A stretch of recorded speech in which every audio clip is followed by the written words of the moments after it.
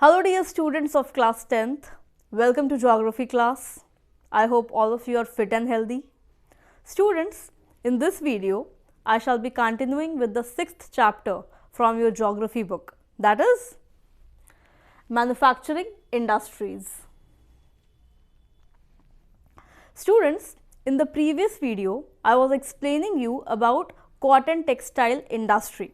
I explained you about the evolution of cotton textile industry.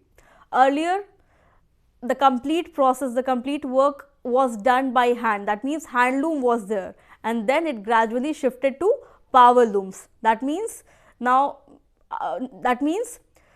machines took place of human beings. Now the work was done with the help of machines. Then I also explained you that most of the cotton textile industries, they were localized in Maharashtra, Gujarat and Tamil Nadu. I explained you the reason why most of the cotton textile industries were centralized or localized in that areas, because of easy accessibility of raw material, cheap labor and all the favorable conditions that were there in those places. Now students, in this video, I shall be continuing with that topic and I will explain you the challenges faced by cotton textile industries. Students, let me tell you that there are several challenges that this industry is facing, or this industry has to face. First of all, as you can see here, spinning versus weaving. Now, what is the meaning of this? Spinning versus weaving. Now, before I explain you about this, let me explain you the meaning of spinning and weaving. What is the difference between spinning and weaving? If I talk about spinning, spinning means making of thread from cotton balls. See, cotton balls are extracted from cotton plants, and then from those cotton balls, thread is made, which is called as yarn. So, making of thread or yarn from cotton balls refers to spinning. So, I hope spinning is clear to everybody. Now, let us come to weaving. Now, students, making of cotton cloth from those yarn or that thread refers to weaving.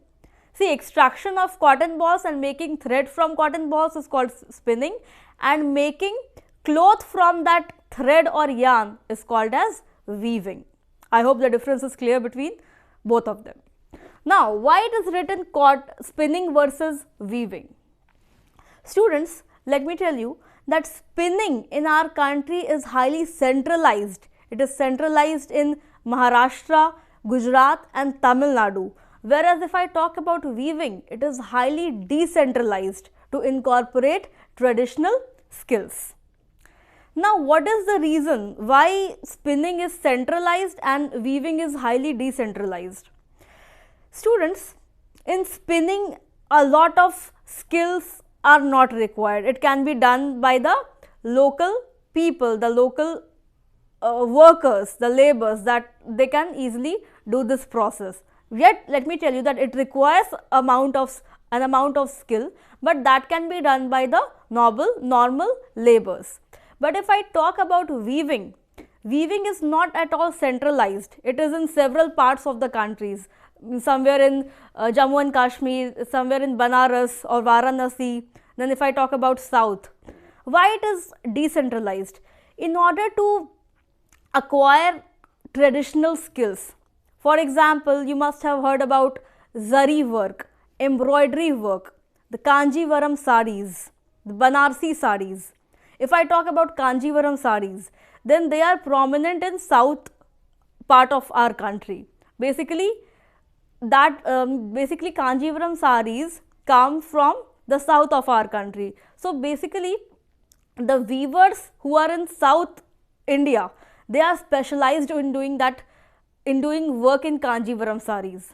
Now, if I talk about Banarsi sarees, then it is prominent in Varanasi. So, the workers, the weavers in Varanasi, they are well trained, they have expertise in doing the embroidery in Banarsi sarees. So, that is why weaving is highly decentralized, and if I talk about spinning, it is centralized, because the because if I talk about Maharashtra, Gujarat and Tamil Nadu, so these places have favorable condition for the growth of cotton.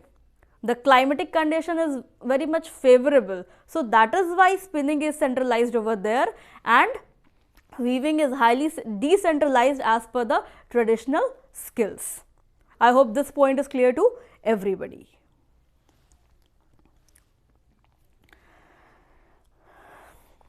Now students, let's move to the next point. Let me talk about spinning and weaving only. Let me tell you students that we have world class spinning. That means the quality of our yarn, the quality of our thread is of world class. But if I talk about weaving, then the quality is not at par. It is not at par with that of spinning. We have less productivity. Efficiency is reduced when it comes to weaving.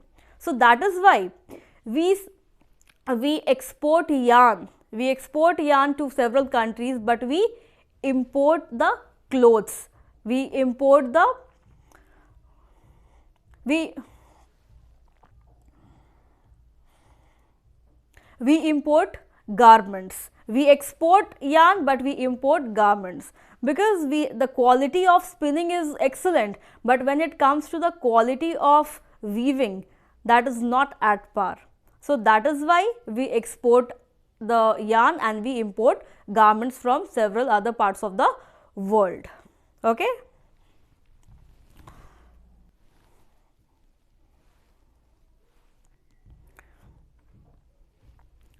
Now students, let me talk about the contribution of India with regard to world trade of spinning as well as weaving. So let me tell you that India contributes to about 1/4 of the total world trade of yarn. That means about 25% the contribution of India in the total trade of yarn is 25%. But when it comes to garment industry, India's contribution is only 4%. Now, why this is so? Why such a huge gap? We are actively participating when it comes to spinning, but we are lagging behind when it comes to weaving. What are the reasons why we are lagging behind? Let me tell you students that there are several reasons why we are lagging behind. First of all, the first reason is erratic power supply. That means we are not getting proper power supply. Our power supply is interrupted. It is not continuous, and as a result of which we are not able to achieve full efficiency. We are not able to put our full effort. We are not able to put our full potential because of erratic power supply. Because in order to run machines, electricity is needed. We need electricity. Without electricity, the machines cannot run, they cannot operate. And because of the problem in electricity, the problem of electricity, we are lagging behind. This is one reason. Then the second reason is upgradation of machineries. The machineries that we have, the machines that are used in weaving or spinning, they are of low quality. Not spinning, I would actually say weaving only. So the machines, they are outdated, they are not of good quality, and as a result of which we are lagging behind. So this is also a challenge that cotton textile industry is facing. First is electricity and second is outdated machines. Now let's come to the next point. The next point is stiff competition with the synthetic fiber industry. Now if I talk about the other industries, for example, there are several other synthetic fibers that have come up which are more durable, which are cheap as compared to cotton textile.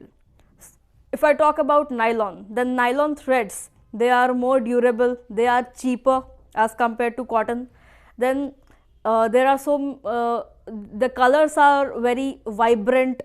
So people are gradually shifting to those synthetic fiber, as a result of which our cotton textile industry is facing loss.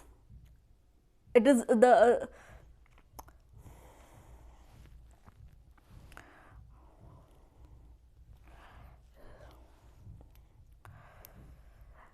and this is the reason why the cotton textile industry is facing loss, and the pace of development is reducing.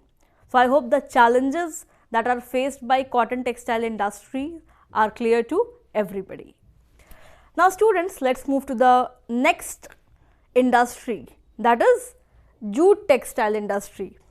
Let me tell you that jute textile industry is also an agro based industry because it is related to agriculture.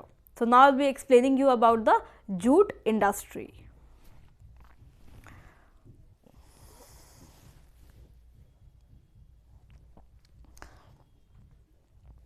Now students, when it comes to jute, I hope you remember chapter 4th, agriculture. I explained you that jute is also called as golden fiber. Now why it is called as golden fiber? Because of its golden color, it is called as golden fiber. So now let's come to the jute textile industry. Students, let me tell you that India is the largest producer of jute and is the second largest exporter of jute after Bangladesh. Now what is the reason? Why is India the second largest producer? Sorry, cut this line. I am saying it again. Now students, let me tell you that India is the largest producer of jute and is the second largest exporter of jute after Bangladesh. Now why is Bangladesh the first largest or the largest exporter of jute? Why not India? Students, let me tell you that in Bangladesh they have inefficient technology to process jute, as a result of which they export it. So that is why they are the largest exporter of jute. Now students, let me tell you one more point, that after partition in 1947, the jute mills, they remained in our country. Most of the jute mills, they remained in our country, and 3/4 of the jute producing area, it went to Bangladesh. And since Bangladesh has inefficient technology, it has means sufficient jute mills are not there, as a result of which it is not able to process it, and so it exports majority of its jute. So that is why we are the largest producer and Bangladesh is the largest exporter of jute.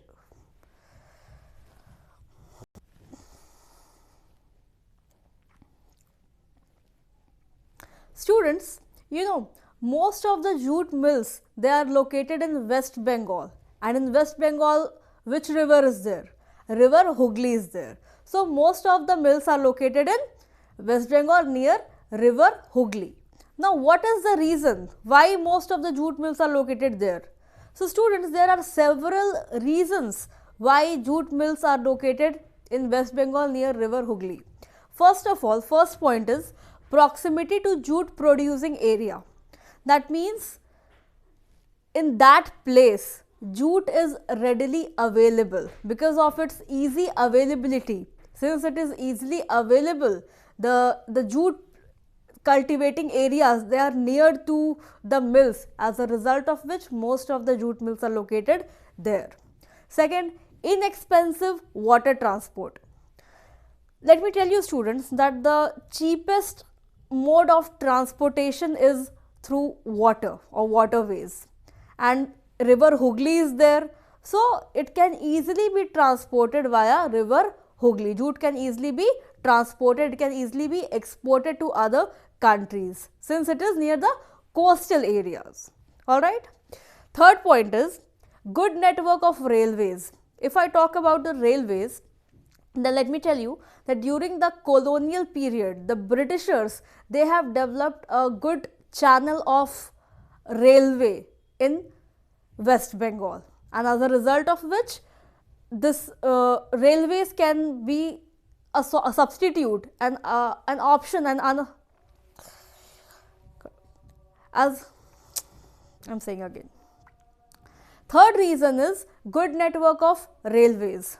Now if I talk about railways, then let me tell you that during the colonial period, that means the Britishers during that time, they have made a good channel of a good network of railways in West Bengal, and as a result of which this network can also be used for further transportation.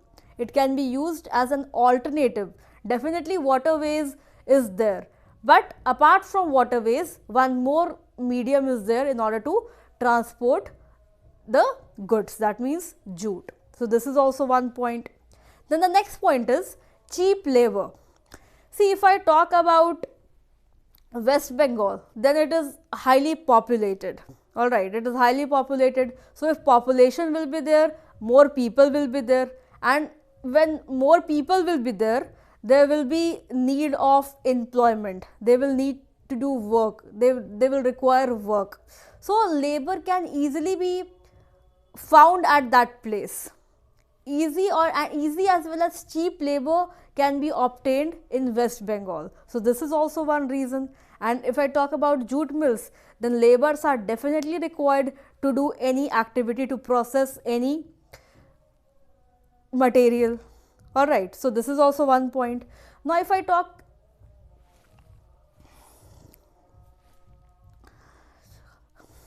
now the next point is Kolkata, an urban center.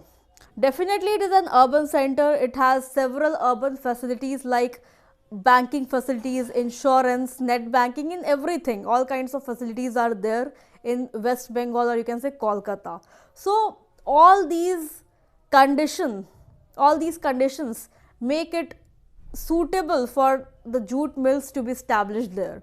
All the conditions are favorable, and all these conditions are needed for the jute industry to enhance, for the jute industry to grow. So this is the reason why most of the jute mills are there in West Bengal. So I hope that all the points related to this are clear to everybody.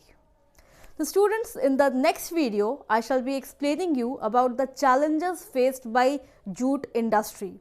Definitely there are several challenges that the jute industry has to face, and the challenges that the jute industry is currently facing. So I shall be discussing about the challenges that jute industry is facing.